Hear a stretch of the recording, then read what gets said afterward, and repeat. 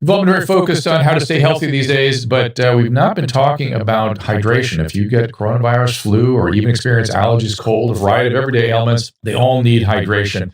And that's why it's a perfect time to welcome our friends at Hydrolyte back. This is a great product. You all know I've talked about it for a long time. This was the hydration product I wanted to invent, and they got it there before me. Now remember, dehydration can make you feel sick, even a slight amount, and none of us need that anxiety right now, so stay well hydrated. I am thrilled to welcome our good friends at Hydrolyte back to the show. Longtime fans will remember my obsession with Hydrolyte, which is literally the best hydration product I have found. I'm even more excited to introduce their brand new single-serve powder sticks. Simply pour one powder stick into a glass of water. They recommend 7 ounces. The powder dissolves instantly and creates the perfect balance of sodium, glucose, and water to deliver up to 4 times the electrolytes of your typical sports drink. And think about it, you can take this anywhere. You should have it on hand to just pour it into water, and you have a real significant hydration product. The other great news about Hydrolyte, the powder sticks, they are 100% natural, no artificial flavors, colors, or sweeteners, and they are available in flavors like orange and lemonade, and they taste great. Hydration is crucial. Hydrolyte is the fastest and easiest way to stay ahead of it, and you can find Hydrolyte powder sticks in the digestive aisle at Walgreens or Amazon, or simply just go to my website, drdrew.com/Hydrolyte.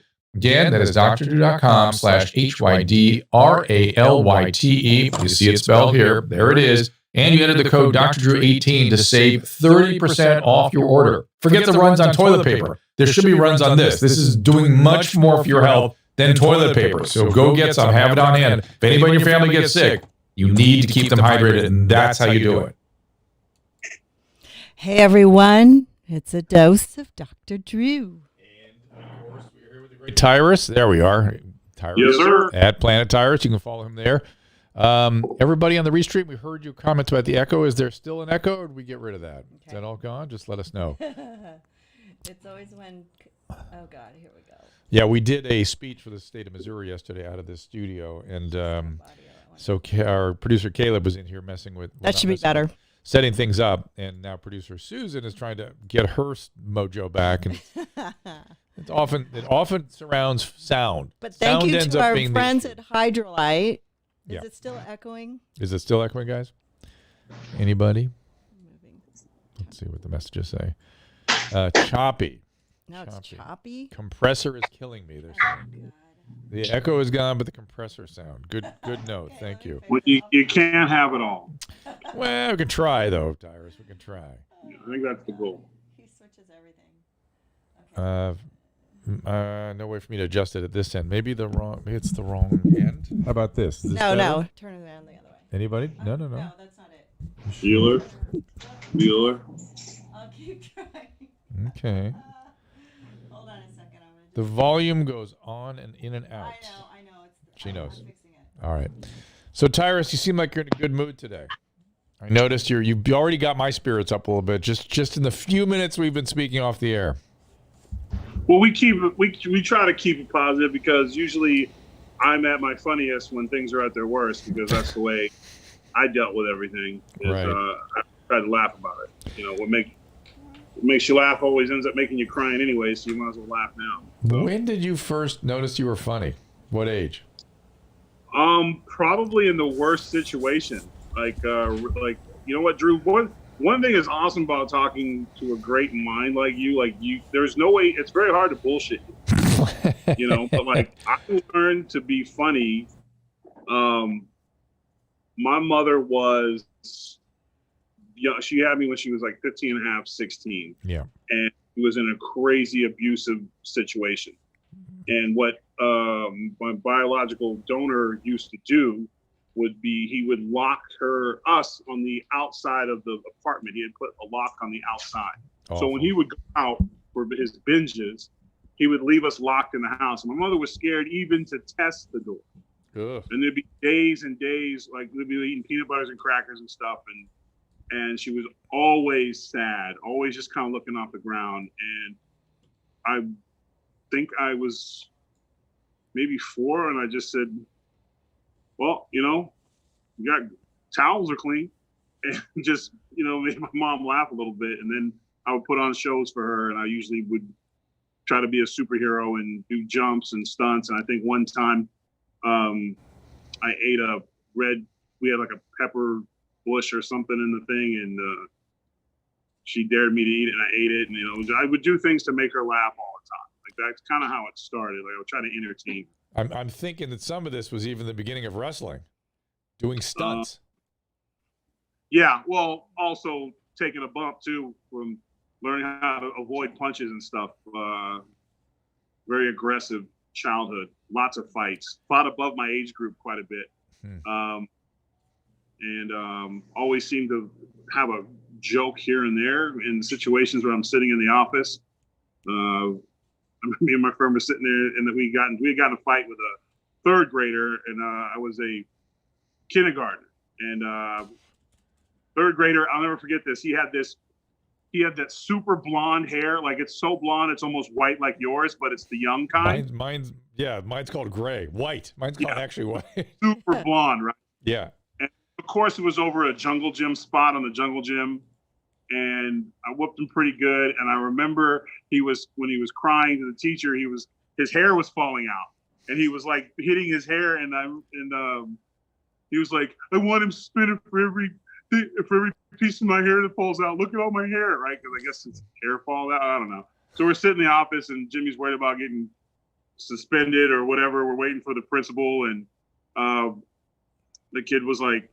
other kid was like sobbing over there, and we were sitting there. And I was like, they're going to be late for lunch? And everyone just kind of like snickered. And I remember the teacher was like, lunch? What the hell's wrong with this kid? And I was like, well, my bad. It just kind of always just kind of looked at things a little bit differently, a little bit weird. And it's just kind of. It makes perfect sense, right? Perfect sense from the traumatic beginnings. And most people that use a lot of humor, they did it in school and or around the family. Those are the two. You did both. That's also common. And that's just kind of, it graduated. One of the things I was worried about when I called you that day and said, man, I got to figure this shit out, man. I need help me find a therapist because I'm getting too old for this shit. I'll never forget that. And you were like, okay, sure. And, but one of my concerns is that my career would suffer because if I wasn't miserable and in a dark place all the time, I wouldn't be funny anymore. Right. Comedians always, they often feel that. They worry about that. It's not true. And not true at all. Yeah. It's like a whole bit of material. And you can always go back there. But it's really how you don't change who you are. You just change what bothers you, essentially, right? You're not. I think that's the thing is like people that we get, as someone who's been the affected or the addiction or the like living in a dark place, we are so afraid of change that we make so many stupid excuses. Right. For change. Like the process of going through the change will just take such a toll that it's just not worth it. Well, just accept. Here's what it is that the way our minds and our brains are constructed, we deal with any sort of change in who we are as a threat to our very being. So in other words, if somebody says you need to change, or the fundamental change in our psyche that we try to sort of encourage in therapy is something that our body fights again, our brain fights again, as though we were trying to change our body. Like somebody were to say, you need to cut your arm off, or you need to be a one-armed person. We go, no. Well, our brain does that too in evolving any other psychic changes as well. Because the addiction has a very good defense system. Oh, yeah. Yeah, like Richard Pryor would always talk about with his addiction, with his freebasing and his pipe talking to him. Oh, yeah. Left me low today. Don't leave me by the counter. I could fall. He would talk about how his relationship with that pipe was stronger than his personal relationships. Oh, so for sure. He was in love with it. Yeah, he is in love with it. Cocaine is the example of, it's the best biological example of wanting something even though you no longer like it. The wanting is so intense that it takes priority over everything else. They love it. And I wouldn't call, with cocaine, it's not so much love. With opiates, it's love. With cannabis, it's love. With cocaine, it's wanting, longing, drive.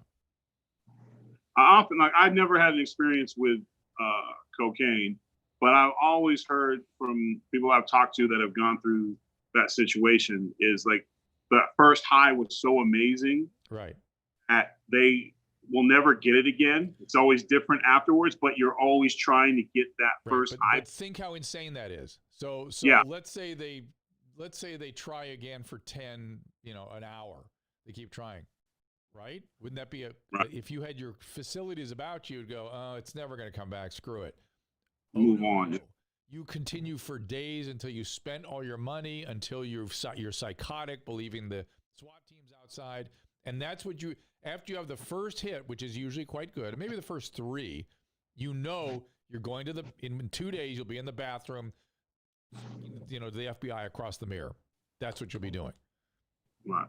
And food is kind of food's the same thing where you see people in the moment, they eat it, and then the shame afterwards. Mm-hmm. I can remember going through a drive-through and getting like 2 Whoppers and 2 shakes and all this stuff and eating everything, and then just punching the car. Like, why did I do that to myself? Like, what were you thinking? Like, this, you're not doing this shit again. Like, stop doing this. Like, why are you eating all the time? Like, there's no reason for this shit. You're not hungry.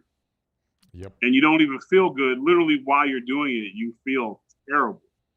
But then 3 days later, you are now adjusting your schedule to swing by that Burger King. Like, if that Burger King was not on my route and was 10 miles out the way, somehow, some way, I would end up finding that Burger King on my route. But food addiction does not get the press or the respect of the other addictions. Mm-hmm. Like, people will literally, you could tell somebody, I have a food addiction. I can't eat this. And they would literally tell you just one bite. It's not going to kill you. Yeah. Could you imagine that with cocaine? Oh, just one hit. Just one. The person saying it would be shunned immediately. Like, sir, how dare you offer drugs to a recovering addict? Right. Boo. Where here with food. You should note they do the same thing to alcoholics, Tyrus. They're always like, come on, you got one drink, right? And it's like, it's not going to kill you. Yeah. And it's funny. But even that, though, I've seen that. I've been in a restaurant, a buddy of mine, he's like, I'll have a seltzer water, and everyone's having drinks. And they're like, what's the deal? He's like, oh, I'm in alcoholics. Yeah. And, I don't drink anymore. I'm a recovering alcoholic. And they're like, you can't have one drink. Right. But in the whole group, like, come on, man, you heard what he said. Like, respect him. And lucky then ask, you were there. We drink. If it bothers you, we won't drink.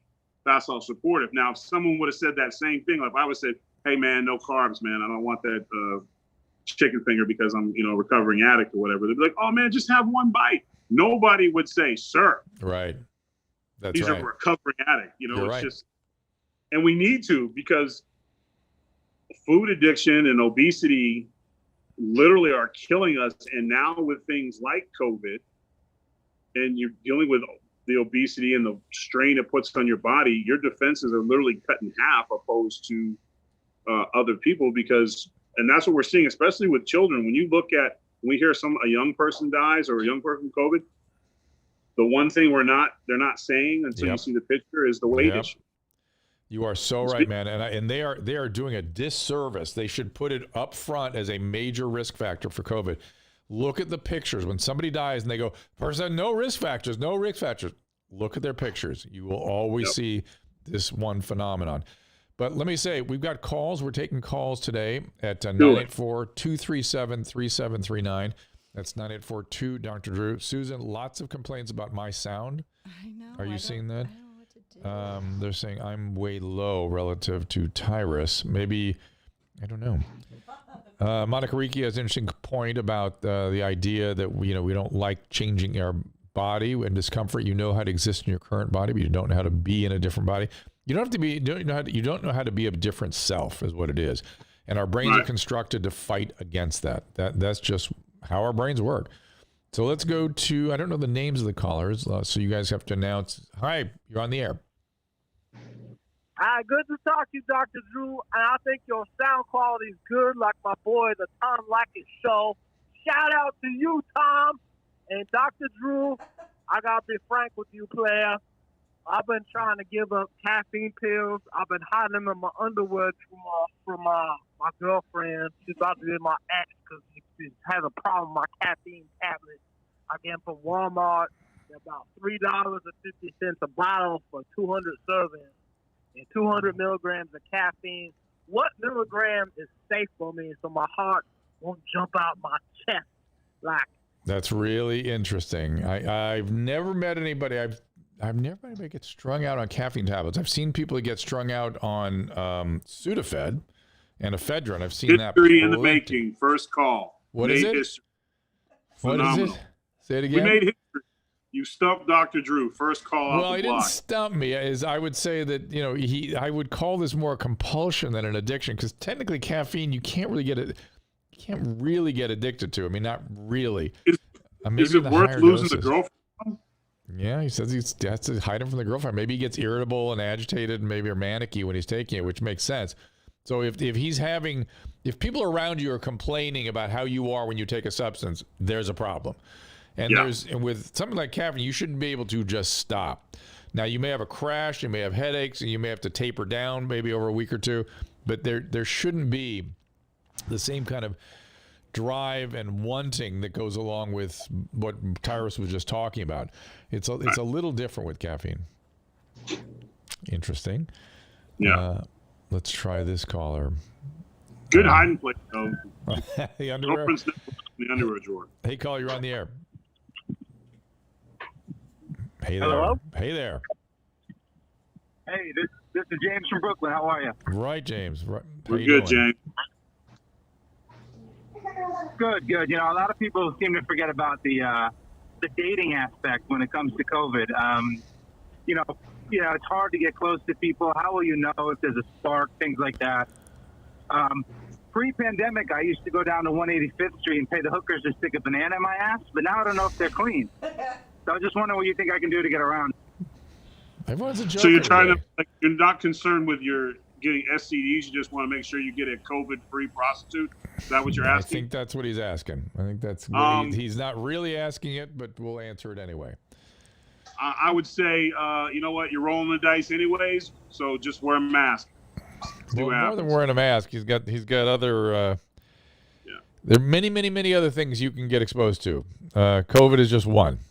I never thought about COVID as a sexually transmitted disease. It's an interesting way of sort of framing it. It is. Yeah. I thought it would slow down cheating and outside relationships because you're passing COVID to each other. Right. And then when they do the contact and they do the tracing to see how they got it, boom, you're exposed. So I would think it would slow things down. So you would think, right? It's interesting. Our number again is 984-237-3739. Yeah, people are on the restream here. You guys are not super happy with those callers. That's why we normally have a screener. It's why there's something called a call screener. We can handle it. We can handle it. It's me and Tyrus. It's easy. We got this. I'm not worried about it. You want to play? We can play. You want to get rough? We can get rough. All right, I'm just looking at other stuff. So as I look at the data on COVID, let me look at Louisiana, see what you guys are dealing with down there. How do you think it is down there? Well, we're kind of in Mandeville, where I live.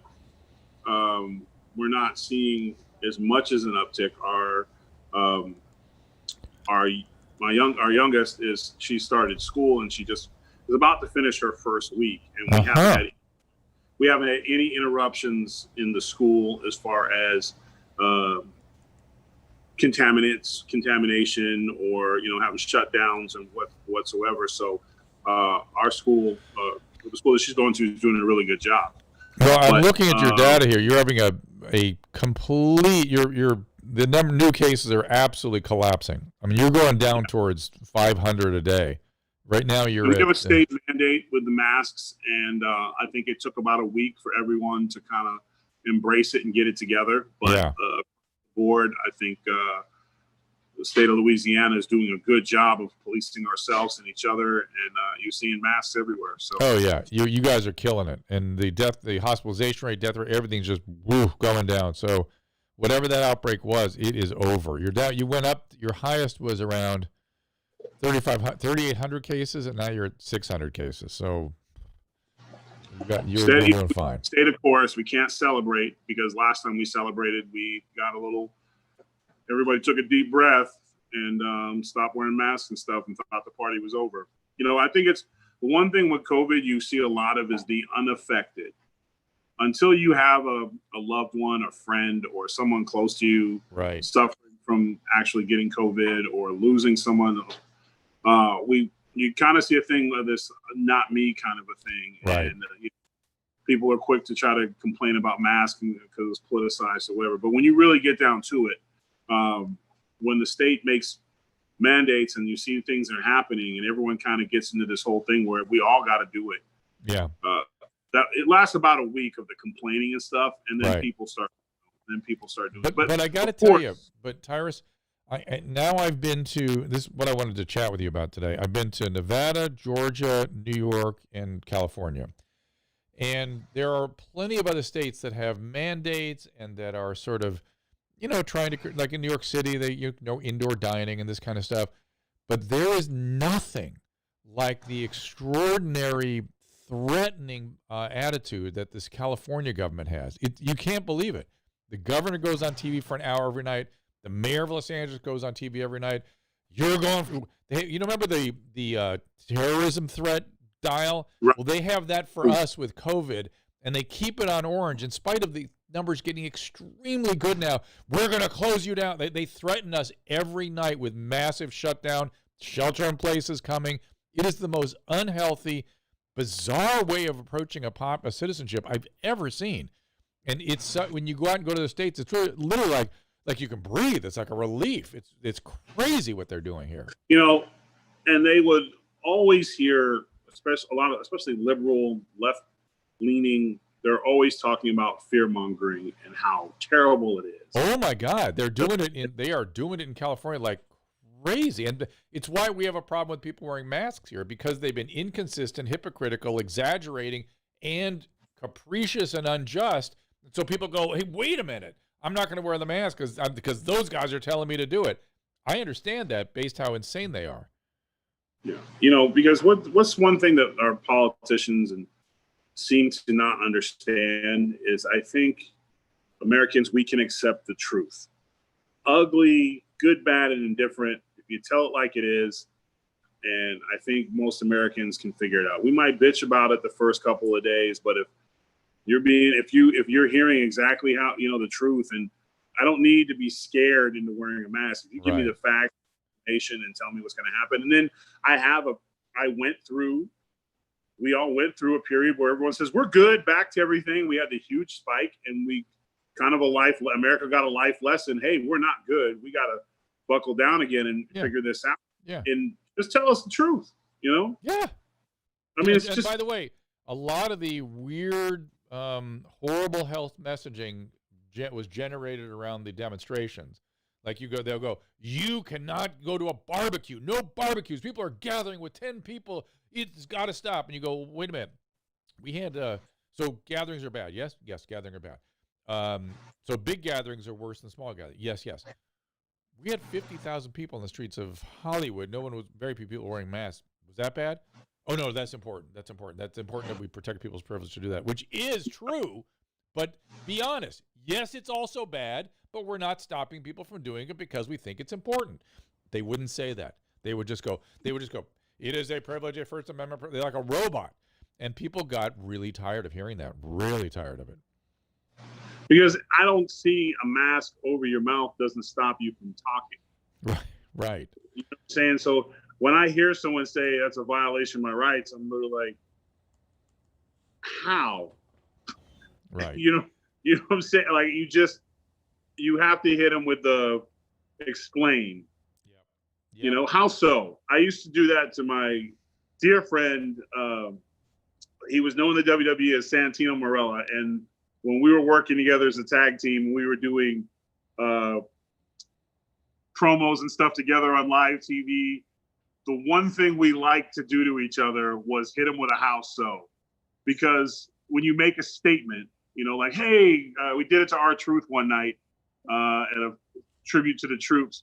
He's like, I'm so excited to be here, and we're so glad, and U.S. troops are the best. And Santino grabbed the mic and said, how so? And then he was like, well, because you guys are great. And, how so? Like, you just do that. And we were on Live Raw one night, and he said something, and I looked up and said, he's like, Brodus Clay, I'm so excited tonight. We're gonna win this match with you in my corner and blah blah blah. I said, how so? And then he was like, oh well, because you're strong. You do that, and I feel like coronavirus, when you're hearing directions from the government, you've got to hit them with a how so. And it's just they won't because when they explain it, they can't.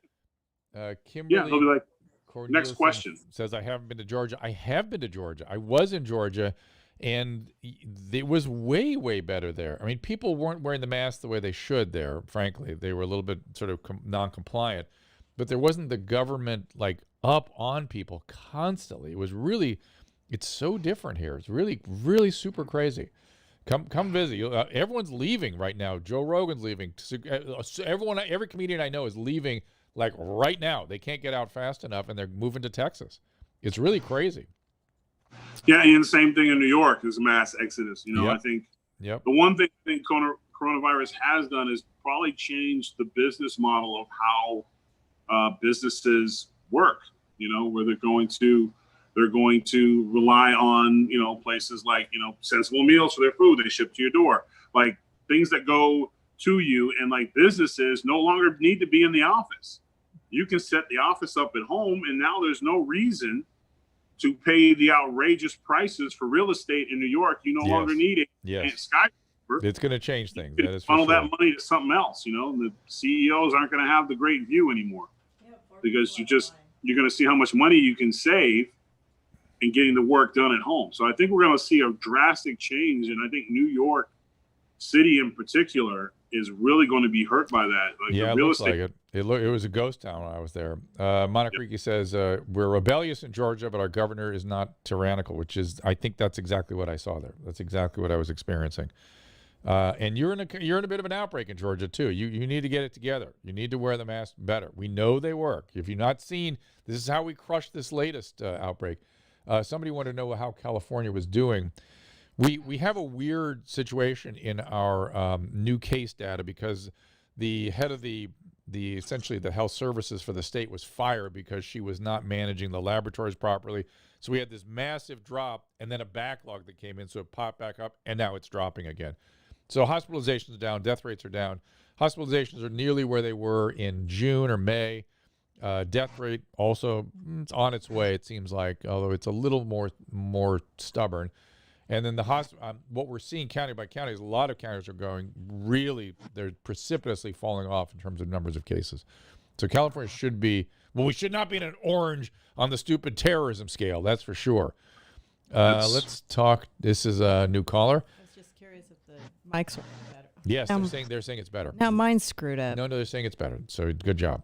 Hi, you're on the air. Tyrus at Planet Tyrus. You can follow him there. Hello? Yes, you. Oh. I have 5 things I could talk to you about, but pick one. As I was listening to you, I'm in Illinois. So as you complain about California, believe me, we're very close here in Chicago, Illinois, to how bad it must be there. And people are fleeing here too.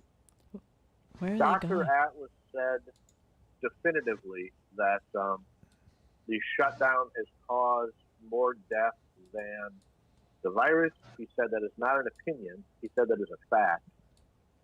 Do you agree with that? And if that's true, Trump should be tweeting that every hour. Yeah. And Scott Atlas should be in front of cameras every day saying that. Yeah. The mental health issues are profound. I knew they would be. You have people making judgments, medical judgments, to do what are called non-pharmacological interventions without any consideration for what the medical consequences of that will be. And we're having suicide, depression, literally 5 times the rate of depression of just 6 months ago. Same thing with anxiety disorder, same thing with suicide, same thing with opiate abuse and overdoses. It's going through the roof. Now, I don't know that it rivals COVID deaths yet. It will. It absolutely will. No one is just denying that. So, yes, that is a piece of data that people need to be very, very aware of. And by the way, I'm looking at the Illinois data here. Illinois, it's weird. Illinois has got the weirdest curve of any state I've taken a look at, where their case rate is on a steady incline slope, but their hospitalizations are down and flat. Same with their death rate. So I'm you know, gonna and bet, let's be real. Tick up. We didn't take care of mental health very well before Right. COVID. Yes. And we, you know, people a lot of times, you know, just very recently we started having the conversation about depression. Kevin Love, the basketball player, was one of the first to come out and said that he had to see therapy and he had to deal with anxiety and things like that because it wasn't talked about. Yep.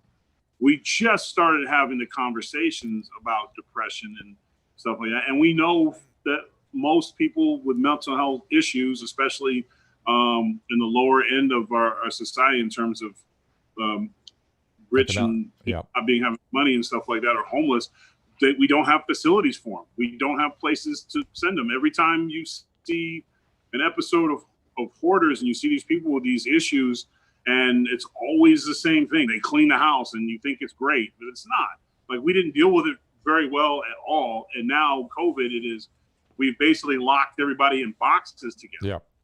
You know, listen, man, there's something about, I'm going to announce, everyone listen very carefully to me, because I've been talking about this for a year. I think, Tyrus, you heard me talk about it on Gutfeld about a year ago. Yeah. We have, the homeless thing here is so ridiculous you can't even believe it. You drive through canyons of homeless encampments. It's atrocious. The only thing you see is a police car and a coroner's car because people are dying at an extraordinary rate on the streets. They essentially all have mental illness. They're all drug addicts. They're dying of drug addiction or mental illness. That's it, period. We have to stop calling it homelessness, because if you call it homelessness, it suggests if you give them a home, well, problem resolved. Right, yeah. That was my point about hoarding, was the same thing. It's like, we won't even give it the proper term. Yeah, you know? It's exactly right. And so here's what I'm going to tell you. Because of the homeless encampments, we have a rat explosion in this city in Southern California. We've never had more rats than we do right now. I've had this confirmed by multiple of the exterminator organizations. They say it's out of control. We've had typhus now for 2 summers, and what follows typhus is bubonic plague. That last bubonic plague was in Los Angeles.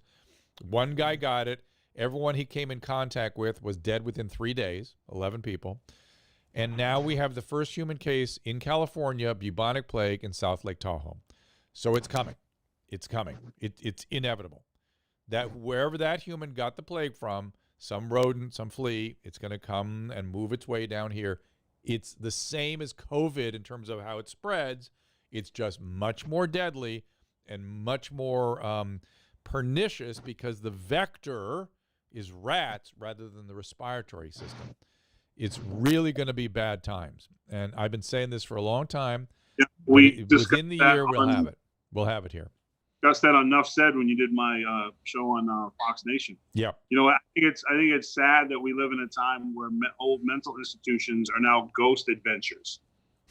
You know, right, that's right. It's right. You know, instead of rebuilding mental institutions to get people help and in some cases protect them from themselves, they're now ghost adventures. You know, that's where our mental institutions are at now. Look, I've got a whole lecture I give on how we screwed up the mental health system. We had a state mental health system, and in some states it was excellent, and we just kicked everybody out onto the streets, into the nursing homes, and into the prisons. And that's no other country on earth does that to people. I've been saying this for so long, it's ridiculous. But I've been a little focused on COVID for the last 6 months. But the same old problem is common. So bubonic plague is here.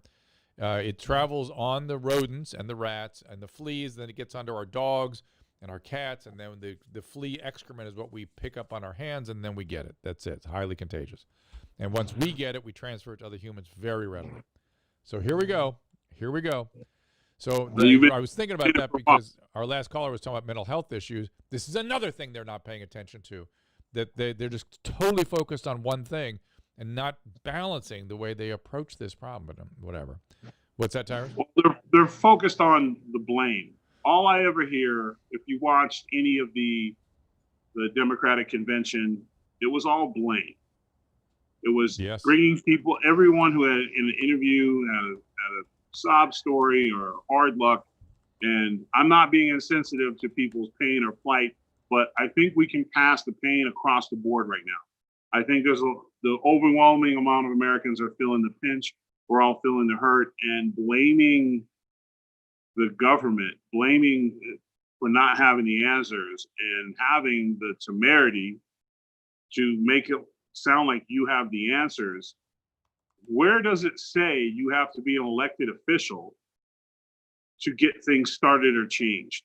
If the Democratic Party and Joe Biden, and I don't have anything against Mr. Biden, but if they had all the answers, instead of running ads or attacking, have a meeting, plead with the president.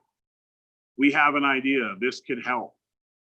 You know, I talk about the same thing. Pick up the phone. Like, you guys are going to be going at each other's throats for the next 3 months, or however long it is till we get to November. But if you have permanent, wonderful ideas, I would imagine in a pandemic is the one time they might listen. But you only want the good ideas to happen on your watch. You only want the good things to happen on your side. And that, to me, is disgusting when you look at the worst thing that happened to COVID and to Americans dealing with COVID is, unfortunately, it happened in America. And I'm saying that as a proud American, because we would rather see people suffer than give up our party. And that, to me, is the real story of this whole pandemic, is we really saw who our politicians are, whether they're in office or running for office. No one was willing to put their party aside to help out. You hear bipartisanship. Where's the humanity? Where's I don't care if I don't get elected. I think this Joe Biden's has a great idea. And let's bring him in the White House and sit down and figure this out. We'll worry about the election later. But that's not what's important. I feel like COVID has become a political tool. Look what's happening to us because of them, instead of this is what we can do. And Mr. President, I would like to help. And that's the difference between what we got going on in a lot of countries, because they just get it done. We're shutting down. We're going to get it done and we'll figure it out. To be fair, there's going to be a lot of I'm going to give a show tomorrow about some of the breakthroughs. We are talking to Dr. Patterson and back to Dr. Yo again about leronlimab and I read his article today. It's very impressive what's going on with some of the treatments for COVID. So the one thing we have, and I've said this from the beginning, is a healthcare system that ramps up and can respond with incredible research and provisions and improvisations, and it's changed everything what we're doing here. So. And same thing on the vaccine front. So that piece is still working. We still are collaborating as a medical system. The fact that it's impinged upon by the politics is almost too much to be believed. We got lots of calls on hold. I want to get some of them. Hi there. You're on the air. Hi, Dr. Drew. Hey. Ooh. Hi, this is Jenna. I've been like a long time listener, past 20 years, first time calling, so I'm really glad I got through. You've been kind of my saving grace throughout this whole pandemic. I feel like you've been really middle ground. You know, you haven't made it political at all, and I really trust your opinions on it. Trying not to. I was wondering what you think. I know you've talked a lot about kids and how they don't pass it, and now it seems like with school getting ready to start up. We haven't started here in Utah yet, but now there's just story after story just trying to scare everybody on the news that kids are getting it. Now the kids are getting it. Right. I just wondered what you think about that. Are people just finally testing their kids now? Right. That's exactly what yes. What's your name again? I'm sorry. Okay. What's your name? Shenna. Shenna? Is that right? So before I came on the air, I was just reading an article about this, and they were saying the headline was 78,000 kids have been tested positive, and I thought, I'm going to bet all those kids are not sick. Lo and behold, read the data, and from what I can tell, again, it's so hard to get the accuracy of the data. The data is all messed up that we're looking at, but it seems to be because they're testing kids because they're going back to school, none are sick. Essentially, none are sick, and but the question remains: can they transmit it? And we believe they can, right? So that's where it becomes a problem, that they can be a source of community transmission. Now, they're not even technically, may not even be infected. They may just be colonized by it. But again, that's another question that has to be sort of worked out. They're clearly not sick. I mean, the probability of dying under the age of 35 is 0.001. I mean, it's really unusual for young people to have serious complications. They happen, but it's really unusual. So I think the better part of valor is, again, you go back to school, you do careful testing, you do lots of distancing and mask wearing and all those things, but you don't get into the panic porn about this. But it has to be managed. It's not as though you can just throw open the doors. It's not the case. It's that you have to be responsible and do it systematically and do it carefully, and the kids will be fine. The question is, anybody else that they expose it to, or the teachers, how do you keep everybody else safe is really I think the bigger question. It seems like it. And you got to throw that caveat in there, dealing with the kids' other health issues. Is the child obese? Because we see what I've seen on the news and pictures of stories of children who have succumbed to the disease. They usually have a really strong extenuating circumstance, either, i.e. a heart condition or a breathing condition or obesity. And we seem to kind of brush that under the rug, and you just hear the media saying he died from COVID, and he has COVID in combination with obesity and asthma or whatever the situation. So, we have to be mindful of when we look at stuff is we really have to get back to actually read, like you say, check the data. Like that needs to be our hashtag on everything. Mm-hmm. Check the data. No more headlines. Check the data. If you see a headline, you have to read the story, because we have to start looking at. That's one of the reasons why with our youngest daughter, we were very open to sending her back to school, because we didn't have some of the other health issues with her. She doesn't have a weight issue. She's relatively healthy all the time. And as far as we know at this point, there was no heart or asthma issues. So we felt confident in her going back into school setting with all the CDC requirements that we had with masks, the teachers wearing masks and cleaning, et cetera. So and that works. And it does. And it works. Kimberly was always setting me straight.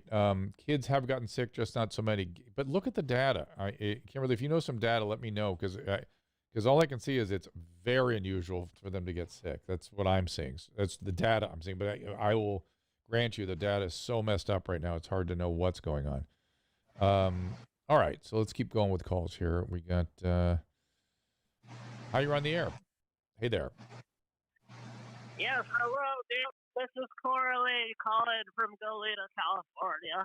And the reason I'm calling is to ask you, is it true I have to wipe down vegetables with Clorox sanitizer wipes? Because I think the people of West Hollywood, the gay people, didn't wear condoms.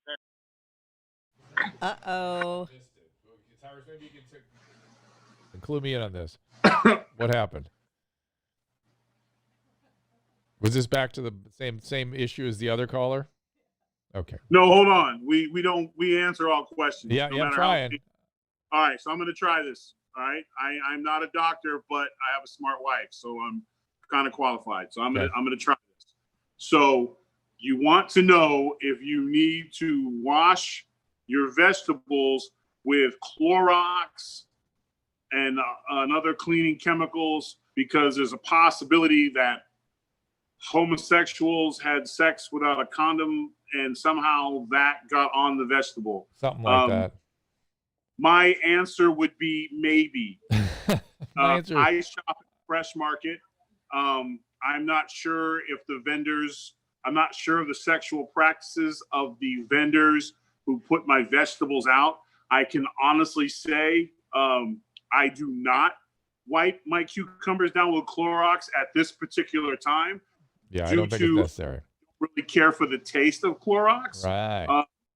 So I'm going to say I think good old-fashioned hot water and a little soap on your vegetables. There you go. That's the answer. Probably get it done. Again, answer. I'm not a doctor, but I am surround myself with doctors. Good. And here we are. By osmosis, I'm going to say I think someone can have unprotected sex and still hand out vegetables, and we're going to be okay. But just to be safe, put a little hot water on it, and soap is good. That's where I would go with it. I think I answered that question. I think you got it. Tyrus. Yeah. Roy Joyce says, question. We're not afraid of no questions. We're not afraid. I like that policy. Roy Joy says kids die from flu every year, no shuts down. That is a great point, Roy Joy. The influenza kills children. It's transmitted by children, and it kills children routinely. So get your damn flu shot. Should be out in a few weeks. And then Ashkaniji asked, how can California prevent the plague? You've got to control the rats. You have to control the rats. And the only way we're going to control the rats if people are not defecating and leaving their garbage on the streets. That's it, period. You know what, Dr. Drew? I think our policy needs to be you will answer intellectual questions and I will answer the bullshit. So I think that's how we will do that. And whenever they ask a ridiculous question, you will refer them to me where I will give them a ridiculous answer. I like Dr. that. Tyrus. I like that. Next caller, you're on the air. Hello? Hey there. You're still, I know you're on the air. You're actually on a delay there. You're hearing Tyrus's vegetable diatribe. Yeah. Yeah, you have to turn off your sound. Or we'll hang up on you. Hello? All right, we'll put him back in the queue. I'll try another one. Bye-bye. Hi, you're on the air. Hi, Drew. Hey there. First time, long time. Thank you. I had a question about influenza. So everybody's talking about how there's going to be another or a major flu outbreak this fall. But are we considering the fact that there's still going to be social distancing going on? Right. Wouldn't that prevent the spread of flu? I have thought about that as well, but except there's a couple things. A, flu is transmitted on hands and objects and things that we thought this one was transmitted on. So we got to, if you want to prevent flu transmission, you got to go back to those practices we were engaged in early when the mask is a bad idea because our hands go to our face to adjust the mask. And kids back at school, if they're not vaccinated, that's how it transmits. So it needs a different strategy. And I think the fear is, and the reason they're making a big deal of it, is people are avoiding going to the medical system. And their fear is, the reason they think there might be a big influenza outbreak is they're fearful that people won't go in for their vaccines. They'll be so fearful of COVID, and they've seen this, that kids aren't even getting their routine vaccinations because the parents are afraid to bring them to the pediatricians to get their meningitis vaccines and their Hep C vaccines and this kind of stuff. They're just not showing up. So they're making, again, they have to, this look what the government does. They overstate things. There's going to be a terrible outbreak. They should be saying, hey, don't delay your care. Go to the pediatrician. They should be much more matter of fact. When they dramatize things, they turn people off and push them away. They don't want to hear it. So that's what save the drama for your mama. What's that, Tyrus? Save the drama for your mama. Hey, Michael says he's going to get the Moderna trial on Friday. Good for you, man. I want to try to get in that trial. The caller, what is your name? This is Josh. Josh. Hey, Josh. So does that help frame this for you? Yeah, it does. I guess I didn't consider the fact that people are scared to get vaccinated. Yeah, that's what they're. Well, that's why you're hearing about it. That's what they're afraid of, and again, the strategy they're using is wrong. The way you get people to engage in health behavior is you create a narrative, something they can kind of relate to, a story about somebody they can relate to, and use some humor. Look at the Party Boys and Chad Kroger's video about masks. That's how you change behavior. Hi, caller, you're on the air. Hey, it's Matt. How are you? Good. What's up? I have a question. I currently am working at the moment, and I'm overweight, but I've lost 60 pounds. Good for you. And I'm trying to stay healthy. Yeah. Is there any way that my immune system is now stronger because of my weight loss? Yes. I mean, there's an interesting phenomenon. You might want. I did a long podcast coming up soon on fat metabolism on the Dr. Drew podcast you can listen to. Mm-hmm. But just because you're overweight doesn't mean you necessarily have the inflammatory problem that is what COVID thrives on, what takes advantage of. And many people sort of have like a threshold. If they can get their weight below it, they're way, way, way better. Like in my experience, one of the indicators of that is blood pressure. Like not every overweight person has high blood pressure, but some people, their bodies really doesn't like, their body's reacting to the weight excess, you'll suddenly see their pressure go up, and it will suddenly go down when they lose the weight below whatever that threshold is that their body really is fighting out against. All right, caller, we're going to try this again. Hey, you're on the air. You still there? Hello? Hey. Yes. Okay, go ahead. Am I on? You are. You're on. Okay. Oh, maybe I am here. Dr. Drew, I don't know if this is coming through there or not. I'm on speakerphone. Okay. Can you hear me? Yes, we do. Loud and clear. We hear you. Dr. Drew, I don't understand how you, because of sentimental reasons or what have you, you can stand behind someone like Fauci, who's totally talks out of both sides of his mouth. He said masks are no good and ineffective, and you're just giving yourself a false sense of security. Turn around and say something else the next week. None of these agencies or organizations that dictate our public health are even on the same page about anything. And then for you to point out Robert Kennedy Jr. should go to medical school or get some training if he wants to talk vaccines. But meanwhile, Tyrus, the general director of WHO, is not a doctor. All right. So hold on. This is my question, Dr. Drew. Well, Tyrus, you can start it. I've never said anything about Robert Kennedy Jr. But Tyrus, you start. You did. You said he should get some medical training if he wants to talk about vaccines. Well, maybe he should. Maybe he should.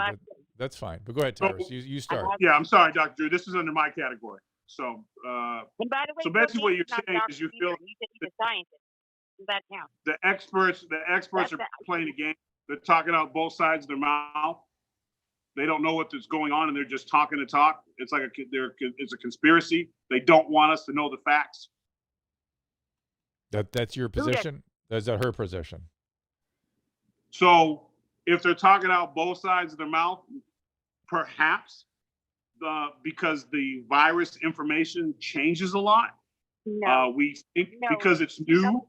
The WHO themselves have that information about the original SARS. They knew that it was transmissible. So they know. They knew what could comorbidities. They know everything. They know everything, and they're keeping it from us. It's some novel virus that just popped up. All right, so they know everything, and they're keeping it from us. Do you have the names of the people? All right. So what do we do about them? What should we do about it? So what should we do about this? Hold on a second. So what should we do about this? Go ahead, and then I'll address the mask issue because I can only do one thing at a time. But what should we do about it, in your opinion? Singing the praises of Bill Gates, who I don't think he was, he's the richest person on the planet for like decades running. Hang on, just what should we do? You tell them to go watch the show on Netflix. I have to put her on mute because we just. Well, I know we need to round all these people up with the answers not telling us, and we need to have a TV show where we round all these people up that have the answers. We tie them up in a chair, an electric chair, and every time we ask them a question, Dr. Drew, and we know that they don't tell us, we shock them. You understand? They'll talk. She's really heated up about that. Okay, hold on. I'm gonna try to get her back. It ain't going nowhere. Okay. He hasn't done anything. So hold on. And the thing is crazy because he did some one good thing and got you into the radio, or whatever you did at the beginning of your career. Yeah. So he did one good thing, but he can do nothing. Breaking news. He's out of touch, and like I said, now my him upset. It's not because the information is changing that he gets. I think anybody would know, even just a student in school of biology would know that that it's transmissible person to person. Okay, they knew that from so hold on. So slow down. So let's just talk about masks. Can she talk fast? Yes, she's talking fast because she's trying to get it all in. So, but you've been listening carefully, and I appreciate that. I get what you're saying, and I appreciate the thoughtfulness, and I know you're trying to get it all out there. I get you. Let me address the mask thing. I think he's standing behind Bill Gates. Okay, let me. That's what really did. That I stand behind Bill Gates. I'm neutral on Bill Gates. He's a very smart guy. He's a very smart guy. He's trying to help people. He's not a doctor. Yeah, he should. He should. If he He wants to have a really strong He's opinion, not a doctor. I know he shouldn't be making medical I don't judgments. care. He's not a doctor. Yeah, he shouldn't be making. He shouldn't be making medical. He made a statement about hydroxychloroquine that was just frankly ridiculous. So he should not be. He should not. He. That's one thing I will agree with you on. He has tiptoed into medical opinions, and he has no business there. I completely agree with you. He's the number one funder to the World Health Organization right now. You're going to tell me that they're not going to do his bidding somewhat, and are they just going to go against whatever his ideas or whatever his agenda is? They're not. Maybe not. Listen, virtually into every organization I'm not and agency that dictates the public health. You've obviously thought a lot about this. You have a strong opinion about it. I'm not a Bill Gates apologist. I am a Fauci apologist, and I will talk about the mask thing. So let me at least tell my piece on the mask thing. Please tell the mask, and I have a question. Okay, the mask thing was he came out early and said, I don't want people wearing masks because, and he actually said it. I saw him in an interview say the following things. A, we need to preserve them for the people on the first line. True. That was a fact. We needed to make sure there wasn't a run on masks that people. Number two, we don't think they're effective. That was true. Remember when I said how influenza is transmitted on hands? At that point in our understanding of virus, we are all trained that the primary means of transmission is virus and things like the phones. How often have you heard that? It's on your computer. It's on your phones. That's how it's transmitted. And then when you put your hands at your face, that's how a virus gets in. So then he said, masks don't work. We need them for the first line people because there's lots of aerosols in the ICU. And then thirdly, I don't want you wearing a mask because it makes your hands go to your face. You'll be adjusting the mask. Then, as soon as the MIT study came out showing that masks do prevent droplets, that the droplets are the primary means of transmission, he immediately changed direction. Then we had PPE distribution adequately, so he backed off that piece of it, and he adjusted course. In science, this is the thing about having this thing be political. We adjust course every day in medicine. We adjust what we're doing based on current. That's what you ever heard people say, how do doctors keep up? It's changing all the time. That's right. It changes every day. We have clinical experience and training, and then we watch the literature, and the literature changes all the time. One thing's good, one thing's not good. How many waves of approaches to treating addiction you think I've been through? And things become popular. They're just and I know they're wrong, but they become the prevailing wisdom because some science shows that it's the best way to go, even though I clinically know I'm not doing that because it's a bad idea. I've seen what happens. Then we all apply it. Turns out it doesn't work. We change direction. We get new science. Happens all the time in medicine. You're just seeing it in real time in the public, and they made a political deal out of it. Tyrus, go ahead.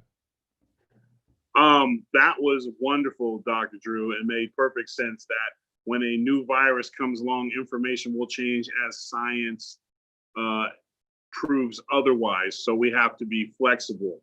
I guess my question to her would be, is that okay with you? I think not. I'll get her back if you want. No, we don't do that.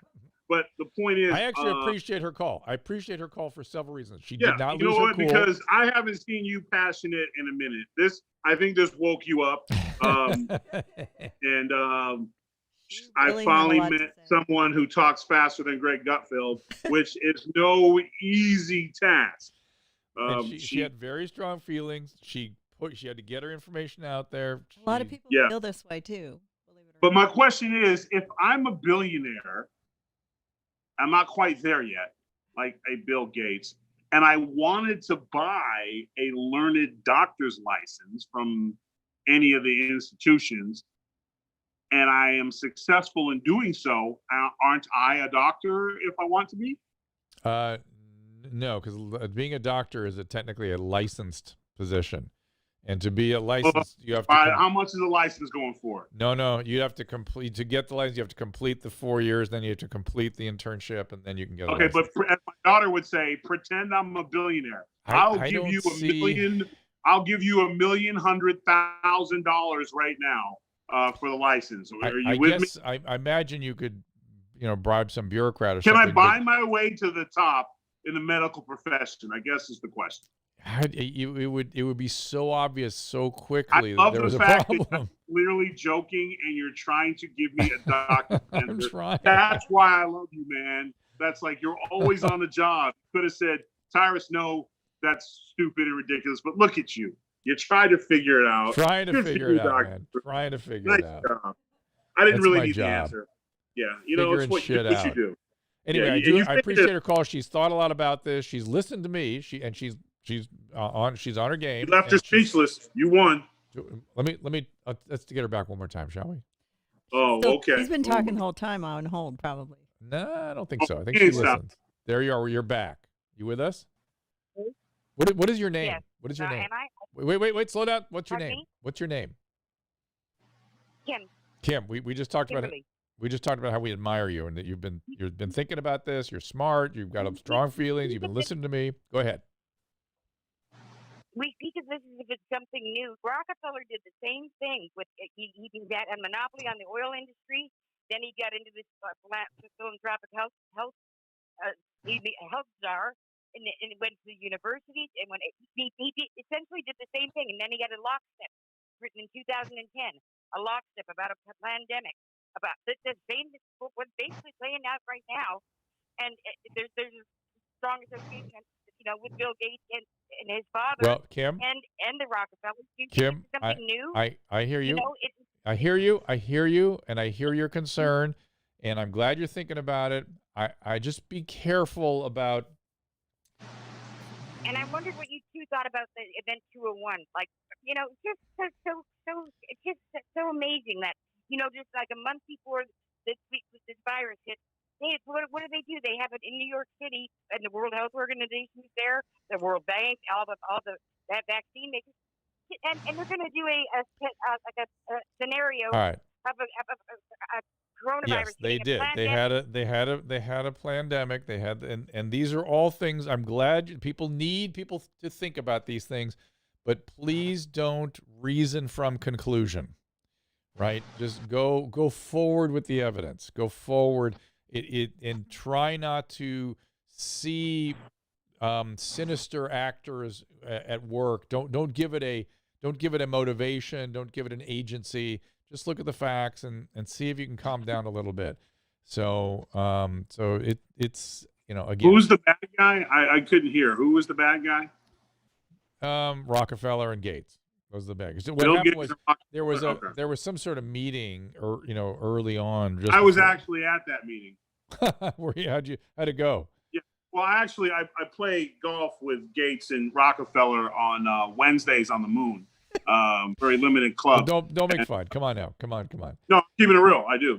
And we discussed a lot of things. And pandemics hasn't really came up. It was just basically how I could become a billionaire and get my doctor's license without actually attending medical school. So we're still kind of out on that. Just whenever you see sinister motivation and some sort of, tribe moving in certain, some sort of concerted action, people aren't capable of that. They just don't do that. Think about how hard it is to get just 11 guys on a football field to do things that you want them to do. You can't get bureaucrats to do hundreds of them to do, things and then keep a secret. Impossible. So, okay. I think we are about out of time here. We've been going, and Kim entertained us for a while. Kim, thank you. I'm sorry it can't really engage. It seemed like you just wanted to give your opinion and not. There are a lot of questions to be answered. How's that? Yeah, there's a lot of questions. Yeah. I have a lot of questions now. I'm questioning myself. I'm wondering if I have to break off my relationship with Bill Gates and Rockefeller now. I'm not going to be associated with two guys plotting to destroy the world. I mean, that's just, how's that look on my resume? How do I answer for that? Yeah, I mean, you think you know a guy, I've met a lot of people like Bill Gates, and I've dealt with them, and they don't. I mean, he spends a lot of energy studying really important things. And he wouldn't do that if he had a sinister intent in all of this. It just doesn't make sense. It's just not how people work. Andrew's giving you some information on Respin. Did you see it? Andrew Ashkashvili? Okay. Yeah, I can't say his last Reprint paper about to be published about the study in elderly COVID patients in nursing homes. 3 days of hydroxychloroquine and azithromycin reduced mortality odds ratio by 59%, 0.017. This is from France. This is the guy that people have been ragging on. Andrew, there's no doubt in my mind there's going to be some good data in early use. But again, did they use the zinc too, by the way? The zinc is thought to be the active ingredient. I said that. You heard me say that. I said zinc. Yep. If you want to take combination of quercetin, zinc, vitamin C, and D, what's the harm? I agree with that, DJ. That's the combination I take. I take quercetin, I take zinc, I take vitamin C, I take vitamin D. All of the above. And so far, so good. Can you take them all at the same time like me? He does not use zinc, Dr. Raoul. Not everyone's as tough as you are. Some of us got to spread it out. Yeah, I can take them all at once. I do take them all at once, but Susan can take Susan is made of she's galvanized. I started at a young age. I just Covaxine with 400 times higher than conventional plasma, neutralizing titer of 32,000. No live virus. It's all synthetic. Rich, I've heard of things like that. I know that's going on. Again, they have to do the phase 3 trials. I'd happily take that one myself. All these, they're all great technologies are out there. There's 10 different. There's many different technologies. Go ahead. Dr. Drew, I think that's a cultural thing. What's that? Where you're willing to experiment with your body, but my blackness won't allow me to do that. Well, I'm not investigating anything, and I damn sure ain't volunteering either. Here's the deal. Let me know when it's done. There's no, that's not happening. At all. Two things I would say to you. I have the ability to really analyze the data, the biotechnology, and I can look at it and sort of assess the risk. You're going to have to buy your license in order to be able to do that. Number one. And number two, African Americans have been mistreated by the Gigi experiments ring a bell. Yeah. And so I get it. Getting us again out. I get it. So that's there's a heritage there where you just go, you're going to have to give me 50 more years of good behavior before we trust you guys. I get You're not going to catch too many Jamals and Tyrones in controlled substance groups. Not happening. Yeah. It's not happening.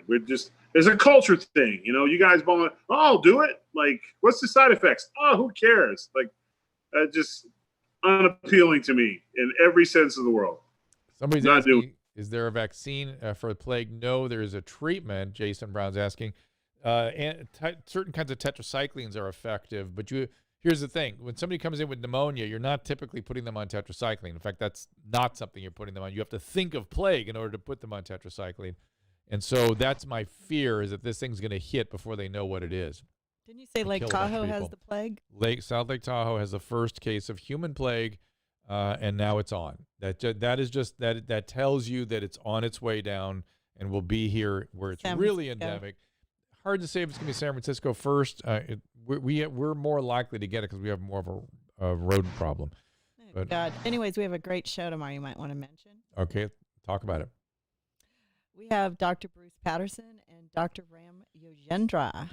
Yes, Dr. and you've seen Dr. Yo on the show here before. He's an excellent physician with a lot of information about COVID and COVID treatments. And Dr. Patterson has a very famous TED Talk about leronlimab, and I read his research this morning or this afternoon, and it's very impressive. It's in peer review. It's with the FDA, and boy, we'll go over exactly what that drug can do. It's astonishing, the outcomes. And what I find even more astonishing is that they're saying the FDA is delaying the release because they don't have enough of a control arm. And they did go out of their way to get a control arm, and it just wasn't, for whatever reason, didn't meet the FDA criteria for what they wanted to see. Okay. I think you guys have done a really good job. I think we have to. I'm very impressed with Tyrus. I think good job. I'm kudos to Dr. Drew. The callers next week we're talking about sports, beer, and wrestling. You understand me? I hear you. Next week I'm taking the calls. Everyone wants to talk to you about science and stuff. My feelings are hurt. Next week we're talking about beer, wrestling, and the NBA playoffs. I'm in. That's the subject next week. All right, next week. This week it was Bill Gates is a eugenicist and doctor stuff, and Bill Gates trying to buy a doctor's license. So I'll put my learned glasses back on. But next week we're gonna like work on like getting Charles Barkley as a guest and talk about him predicting the Lakers getting swept by the Blazers. Yeah, we should get Snoop, him on. We met him the other Snoop day. Yeah, we Snoop saw him. Baby last night because the Blazers put hands on his Lakers. We saw him in Atlanta when we were there, and he's a super nice guy. All right, well, guys, we'll wrap this up. Right. Thank you for the calls. Thank you for spending time with us on Restream. The great Tyrus. You can follow him at Planet Tyrus and see him on Greg Gutfeld Show every Saturday and here on Wednesday. All right, my friend. We'll talk soon. All right. All right, buddy. Sayonara, everyone. See you soon. See you tomorrow.